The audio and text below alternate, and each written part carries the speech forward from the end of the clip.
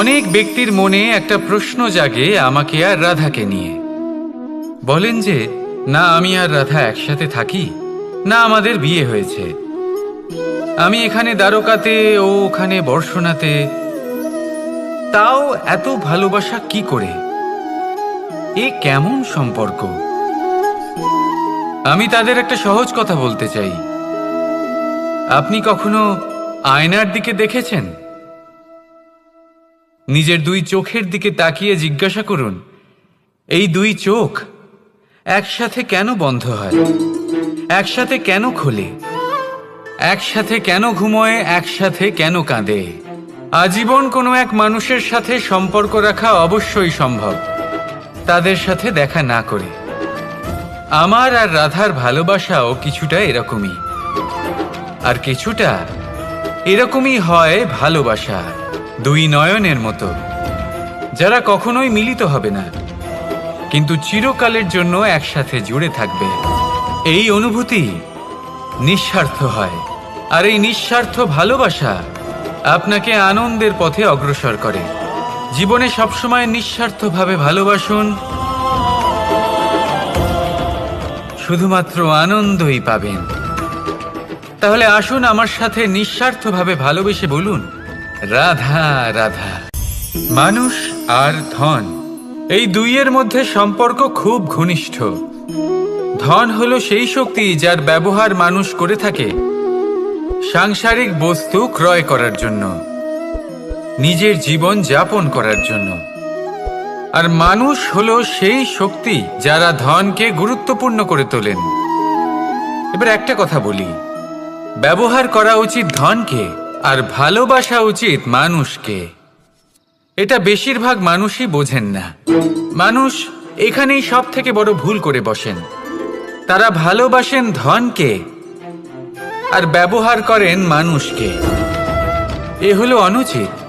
দেখুন, আপনি একটা সূচের দ্বারা যুদ্ধ করতে পারবেন না, আর কোনো তলোয়ার দ্বারা বস্ত্র সেলাই করতে পারবেন না, তাই না? কোনটা কিসের জন্য হয় সেটা বোঝা অত্যন্ত জরুরি। আপনিও সঠিক দিকে অগ্রসর হন। মানুষকে ভালোবাসুন আর ধনকে ব্যবহার করুন। যদি আপনি মানুষকে ব্যবহার করেন তাহলে আপনি ভালোবেসে ফেলবেন ধনকে, আর এই ভালোবাসা ধীরে ধীরে পরিণত হবে লোভে, আর ধীরে ধীরে এটা আপনাকে বিনাশ করে দেবে। তাহলে সমস্ত মানুষকে ভালোবাসুন আর এইভাবে ভালোবেসে বলুন, রাধা রাধা। সাফল্য কে না চান? সাফল্য লাভ করার, শিখরে পৌঁছানোর আলাদাই একটা আনন্দ রয়েছে। আর আপনজনদেরও কে না চান? প্রত্যেক মানুষ চান যেন জীবনে তার কোনো আপনজন থাকে, যারা সবসময় তাদের সাথে থাকবে। কারণ আপনজনের সাথেই তো সাফল্যের আনন্দ সব থেকে বেশি পাওয়া যায়।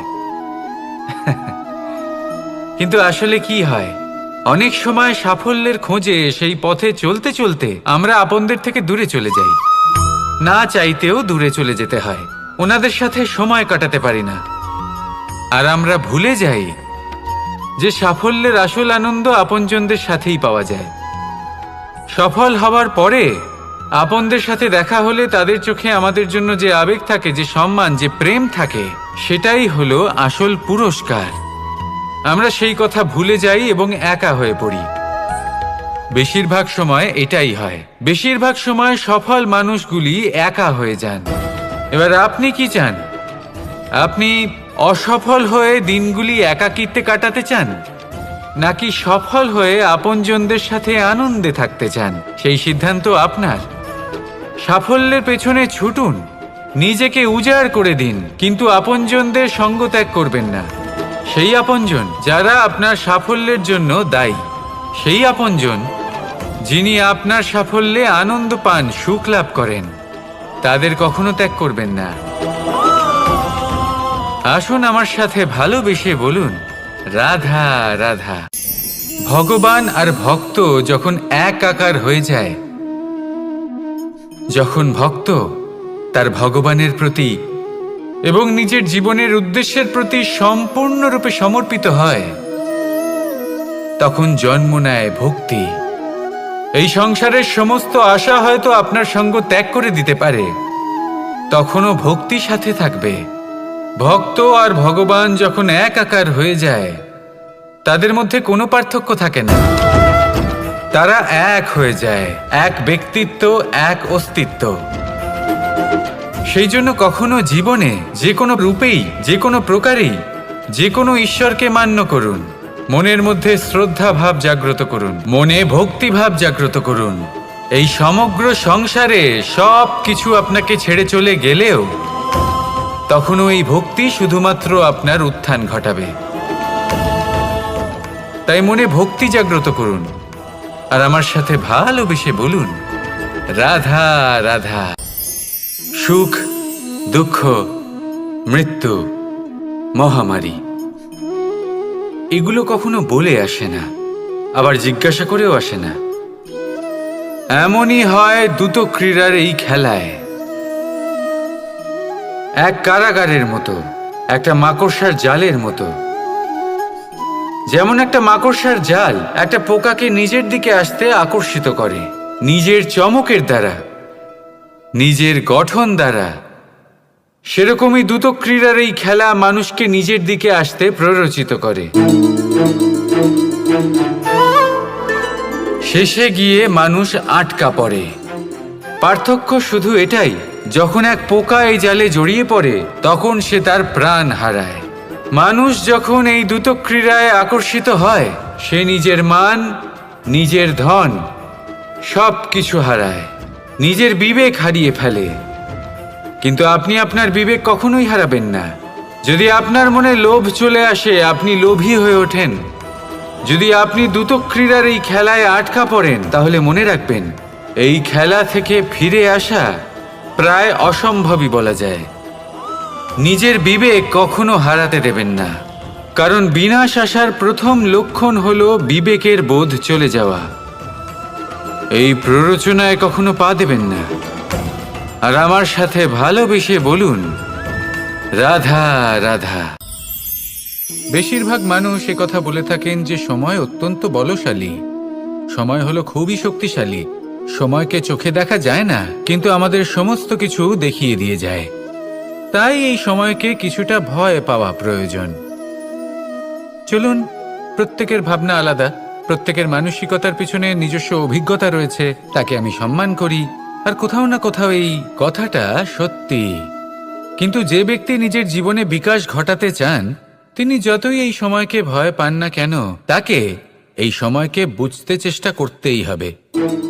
যদি আপনি সাফল্যের পথে অগ্রসর হতে চান তাহলে এই সময়কে বুঝুন, এর কথা বোঝার চেষ্টা করুন। এটা খুব আবশ্যক।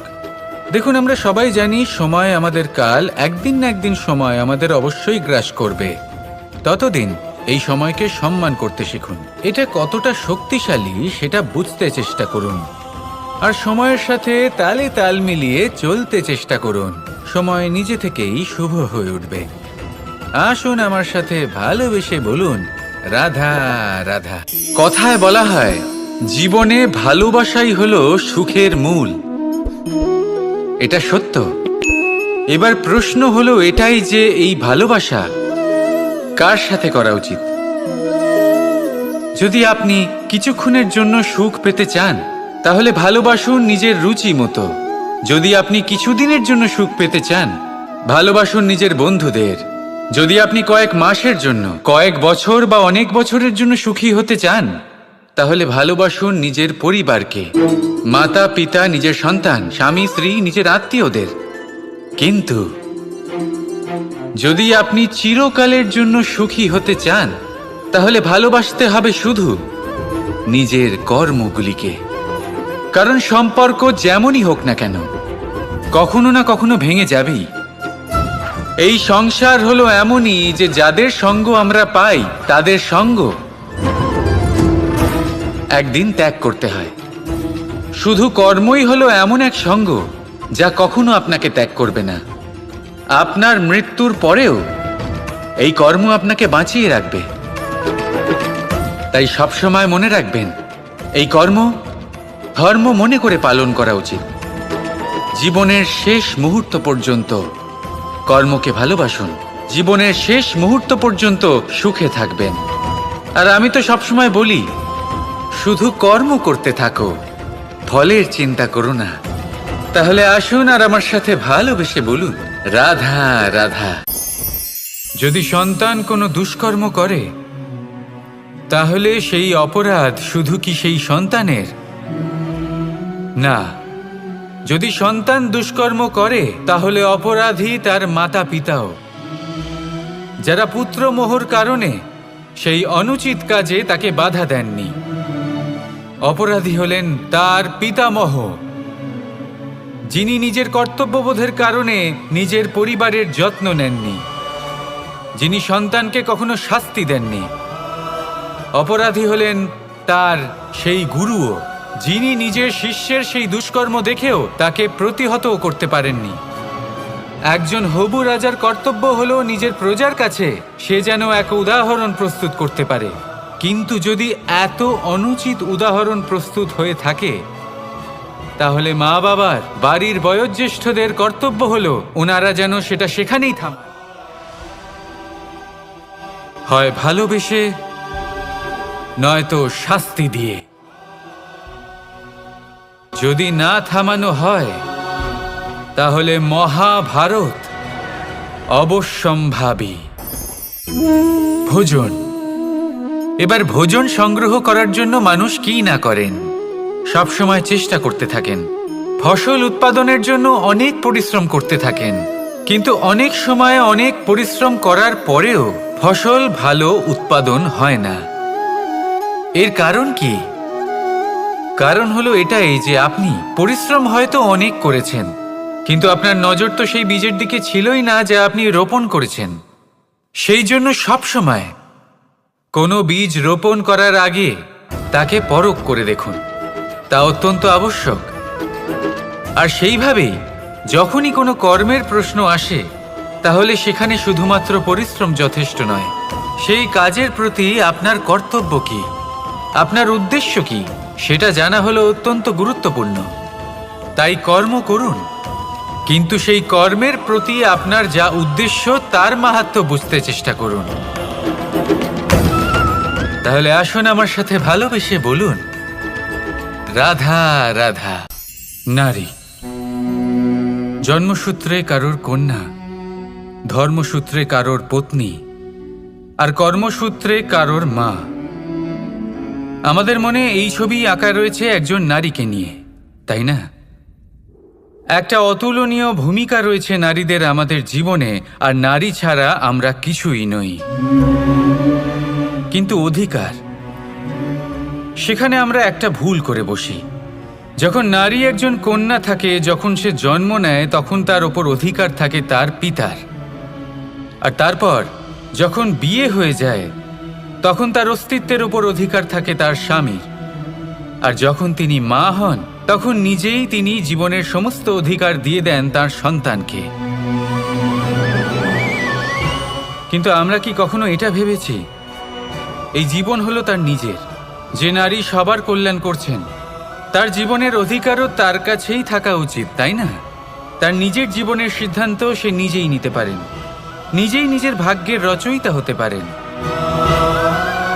আর এর জন্য আমাদের নিজেদের পাল্টাতে হবে, দৃষ্টিভঙ্গি পাল্টাতে হবে। কারণ এই ধারণা সেটা আজ বা কালকের ব্যাপার নয়, এটা ঘটে চলেছে বহু বছর ধরে আর চলতেই থাকবে যদি আমরা এটা না বদলাই। আর এটা তখনই সম্ভব হবে যখন আমরা নিজেদের মধ্যে পরিবর্তন আনব।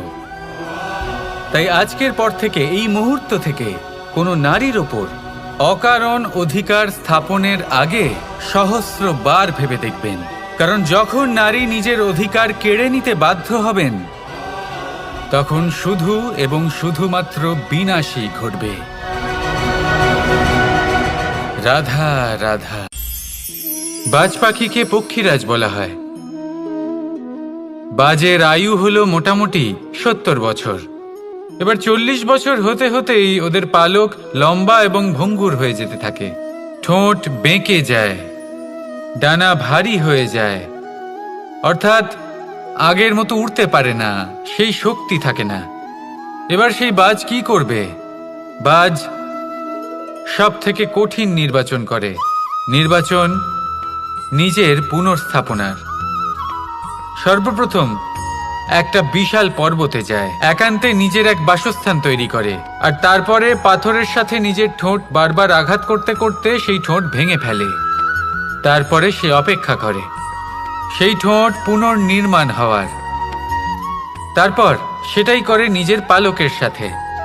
তারপরে নিজের ডানা থেকে এক এক করে ভারী পালকগুলো ছিঁড়ে ফেলে দেয়। আর তারপর 150 দিনের এই যন্ত্রণা সহ্য করার পরে ও ফিরে পায় নিজের ওড়বার অনন্য ক্ষমতা, সেই শক্তি। আর তারপরে ও জীবনের পরবর্তী 30 বছর বাঁচে। কি বুঝলেন আপনি? যদি ইচ্ছে শক্তি থাকে তাহলে একজন দুর্বলও শক্তিশালী হতে পারে। আপনিও এটাই করুন, নিজের অতীতের যন্ত্রণার বোঝাগুলিকে ত্যাগ করুন আর কল্পনার খোলা আকাশে উন্মুক্ত হয়ে উড়ে বেড়ান। নিজের পুনর্স্থাপনা করুন, তবেই সর্বশ্রেষ্ঠ হতে পারবেন। আর মনে রাখবেন, এই ছোট ছোট পদক্ষেপই বড় বড় শিখরে পৌঁছে দিতে পারে। তাহলে আসুন আর আমার সাথে ভালোবেসে বলুন, রাধা রাধা। বল, শক্তি, পরাক্রম এই সংসারের বিকাশের মূল। কিন্তু কখনো ভেবেছেন যে প্রকৃতি আমাদের এই বল, শক্তি, পরাক্রম কেন দিয়েছেন? যাতে আমরা জীবনে কারোর উদ্ধার করতে পারি, কাউকে সাহায্য করতে পারি, কারোর জন্য ভালো কিছু করতে পারি, কোনো গরিব অসহায় মানুষের জন্য কিছু করতে পারি। এই বল, এই শক্তির সদ্ব্যবহার করতে পারি। কখনো দেখেছেন এমন মানুষ যার কাছে অসীম শক্তি আছে কিন্তু তার সাথেই অসম্ভব অহংকারও রয়েছে, যিনি নিজেকে সর্বশ্রেষ্ঠ বলে মনে করেন, খারাপ কাজও করেন। আপনি দেখবেন প্রকৃতি এবং মানুষ তাকে ভাঙতে সর্বদা চেষ্টা করেন। মনে রাখবেন, যতই সুবিশাল পর্বত হোক না কেন, তা যদি পথে পড়ে তাকে ভেঙে পথ প্রশস্ত করা হয়। যদি আপনার কাছে বল থাকে, শক্তি থাকে, পরাক্রম থাকে, তাহলে তার সদ্ব্যবহার করুন, কাউকে সাহায্য করুন, কাউকে রক্ষা করুন। যদি আপনি আপনার শক্তির দুর্ব্যবহার করেন, তাহলে মনে রাখবেন আপনি নিজের বিনাশ নিজেই আমন্ত্রণ করছেন। এবার বল অর্জন করার পরে, শক্তি অর্জন করার পরে আপনি নিজেকে বিনাশ করতে চান নাকি এই সংসারের উদ্ধার করতে চান? সিদ্ধান্ত আপনার। রাধা রাধা। শব্দই হলো শূন্য, শব্দই হলো আরম্ভ, শব্দই হলো অন্ত, শব্দই হলো অমর, শব্দই হলো ব্রহ্ম। এই শব্দ হলো অত্যন্ত বিশেষ। কেউ কাঁদলে তাকে হাসিয়ে তোলে, কেউ হাসলে তাকে কাঁদিয়ে দেয়। কারোর মনে উদ্দীপনা জাগিয়ে তুলতে পারে, আবার কারোর মনে কাঁটা হয়ে বিঁধে থাকতে পারে। একটা অত্যন্ত গুরুত্বপূর্ণ কথা যা বোঝা অত্যন্ত আবশ্যক। আপনার মন, আপনার হৃদয় যতই শুদ্ধ হোক না কেন, যতই পবিত্র হোক না কেন, আপনার দৃষ্টিভঙ্গি যতই স্পষ্ট হোক না কেন, যদি আপনার কথা পবিত্র না হয়, যদি আপনার শব্দ শুদ্ধ না হয়, তাহলে তা আপনাকে আপনার কর্মফল ভোগ করতে বাধ্য করবেই। একটা সহজ উদাহরণ দিই। আপনার জীবনে এমন কেউ অবশ্যই থাকবেন যাকে আপনি পছন্দ করেন না, যিনি হয়তো অধর্মী মানুষ, যিনি হয়তো দুর্বুদ্ধি সম্পন্ন মানুষ, কিন্তু তার জন্য অপশব্দ প্রয়োগ করলে তার মধ্যে কোনো পরিবর্তন আসবে না, তার মানসিকতা বদলাবে না, শুধু মনে প্রতিশোধ স্পৃহা জেগে উঠবে, মনে হিংসা জাগবে, আর কিচ্ছু নয়। সেই জন্য নিজের শব্দকে নিয়ন্ত্রণ করুন, নিজের কথা সংযত করুন। শ্রেষ্ঠ থেকে শ্রেষ্ঠতর মানুষকেও সাবধানী হতে হয়, কারণ যদি এই শব্দের প্রয়োগ সঠিক না হয়, তাহলে আজীবন মানুষকে নির্বাক হয়ে থাকতে হতে পারে।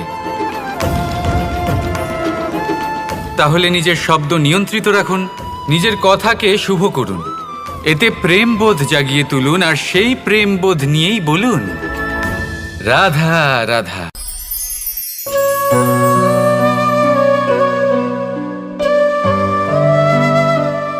নারী, পুরুষরা যাকে নাম দিয়েছেন ত্রিয়া, কেন দিয়েছেন, কে দিয়েছেন, কেউ তা জানে না। কথায় আছে, পুরুষরা ভাবেন যে স্ত্রীরা ভাবেন একরকম, বলেন অন্য কিছু, আর করেন অন্য কিছুই। কিন্তু সত্যিটা কি এটাই? আসল সত্যি হলো এটাই যে স্ত্রীরা হলো সেই চরিত্রহীন পুরুষ আর কেউ নয়। সেই পুরুষ যারা নারীকে বলেন যে আপনি হলেন মা, আপনি হলেন দেবী, আপনি হলেন বোন। আর ভাবেন কি? ভাবেন যে এই নারী হলো আমাদের পায়ের ধুলো আর কিচ্ছু নয়। আর কি করেন? ওনাদের মাথায় ওনাদের খোপায় মালা পরিয়ে দিয়ে ভাবেন যে ওনারা হলেন তাদের পায়ের ধুলোর সমান। একজন নারীর সম্মান ভঙ্গ করেন, তাদের দাসী মনে করেন। ভুলবেন না, যত্র নারী আস্ত পূজ্যন্তে রমন্তে তত্র দেবতা। অর্থাৎ যেখানে নারীকে পুজো করা হয় সেখানেই ঈশ্বর বাস করেন, আর যেখানে নারীকে অপমান করা হয় সেখানে ঈশ্বর এবং ভাগ্য এই দুই রুষ্ট হয়। মনে রাখবেন, যদি নারী কল্যাণকারী হতে পারেন তাহলে নারী মহাচণ্ডী রূপও ধারণ করতে পারেন। যদি একজন নারী মাতা হয়ে জন্মদান করতে পারেন তাহলে নারী মৃত্যু হয়ে বিনাশও করতে পারেন। যেখানে নারী অপমানিত হবেন সেখানে মহান ভারতও মহাভারতের পথে অগ্রসর হতে পারে। তাই মনে রাখবেন, নারীর অপমান যেন কখনোই না ঘটে। আর যদি কোথাও নারীর অপমান হয় তার অর্থ হলো আপনার বিনাশ আপনার দিকেই আসছে। আর এটা হলো তার প্রথম পদক্ষেপের প্রথম পদধ্বনি। রাধা রাধা। বরদান এবং অভিশাপ এই দুই হলো একই মুদ্রার দুটি পিঠ। এই বরদান আমরা অনেক কারণে পেতে পারি। কখনো নিজের পরিশ্রমের কারণে, কখনো নিজের তপস্যার কারণে, কখনো আমাদের পূর্বপুরুষদের কর্ম ও তপস্যার কারণে। কিন্তু এই বরদান কতক্ষণ বরদান থাকবে তা আমরা নিশ্চিত করতে পারি না। তা সুনিশ্চিত করে শুধুমাত্র আমাদের কর্ম। যদি আপনাকে উদাহরণ দিই, আপনি রেশমের কীট দেখেছেন? ও বরদান পেয়েছে যে ও নিজের সুরক্ষার জন্য খোলস বানাতে পারে। এবারও তাতে এত মত্ত হয়ে যায় যে এমন এক আবরণ বানিয়ে ফেলে যাতে সে নিজেই আবদ্ধ হয়ে চাপা পড়ে মরে যায়। এটার তাৎপর্য কি? তাৎপর্য খুবই সরল। গর্ব করা খুবই ভালো, কিন্তু অহংকার করা কখনোই উচিত নয়। যদি অহংকার মনের মধ্যে প্রবেশ করে তাহলে এই বরদান অভিশাপে পরিণত হতে সময় লাগে না। আর যদি কর্মশ্রেষ্ঠ হয় তাহলে অভিশাপ ও বরদানে পরিণত হয়। তাহলে আসুন শ্রেষ্ঠ কর্ম করুন আর আমার সাথে ভালোবেসে বলুন রাধা রাধা। আপনি কি কখনো একজন মালিকে একটা বাগানের যত্ন নিতে দেখেছেন? যদি কখনো একটা গাছে উই ধরে যায়, মালি তখন শুধু সেই গাছের নয়, সমস্ত বাগানের চিকিৎসা করায়। আপনারা হয়তো বলবেন, এ কেমন মূর্খতা? যখন উই একটা গাছে লেগেছে সমস্ত বাগানের চিকিৎসা কেন করাতে হবে? এ তো অযথা পরিশ্রম করা। কিন্তু মালি খুব ভালো করে জানে যে উই হয়তো একটা গাছে লেগেছে কিন্তু তা সমস্ত বাগানকে নাশ করে দিতে পারে। এবার মালির এই শিক্ষা, এই জ্ঞান অন্য অনেক জায়গাতে প্রযোজ্য। এই সংসারে আমরা শুধুমাত্র নিজের পরিবারের কথাই চিন্তা করি, তাদের যত্ন নিই, চেষ্টা করি যেন তারা ভালো থাকেন, সুখে থাকেন। আর সেই সময় এই সমাজের কিছু বিরোধী মনোভাব এই সমাজকে গ্রাস করে ফেলে, এই সমাজকে নষ্ট করে ফেলে। কিন্তু আমাদের নজর শুধু আমাদের পরিবারে থাকে। সেই জন্য যখন কথা ওঠে রাষ্ট্রের, দেশের, তখন তার জন্য সিদ্ধান্ত নিতে হবে, তখন তার জন্য ত্যাগ করতে হবে। আর মনে রাখবেন, যে সমস্যায় আসুক তার সমাধান পূর্ণরূপে বাঞ্ছনীয়। এই সংসারে প্রত্যেক ব্যক্তি যদি নিজের পরিবারেরও খেয়াল রাখেন এবং সমাজেরও খেয়াল রাখেন এবং সঠিকভাবে এই দেশেরও খেয়াল রাখেন, তবেই এই দেশ সম্পন্ন হতে পারবে। তাহলে আপনিও সেই প্রয়াস করুন আর আমার সাথে ভালোবেসে বলুন, রাধা রাধা। ভগবান আর ভুল, এই দুই একই অক্ষর দিয়ে শুরু হয়। শুধু তাই নয়, এদের দুজনের রাশিও সমান। এবারে আপনারা বলবেন যে ভগবান, ভুল, এদের মধ্যে কিভাবে মিল থাকতে পারে? অনেক বড় মিল আছে। না শুধু এ এক অক্ষর দিয়ে শুরু হয়, বরং এদের বিজয় মন্ত্রটাও এক।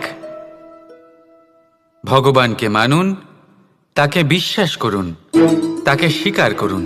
এটা করলে মনের দৃষ্টি থেকে ভগবানকে দেখা যায়, আর উনি আপনাকে সমৃদ্ধ করে তোলেন। ভুলের সাথেও এটাই ঘটে।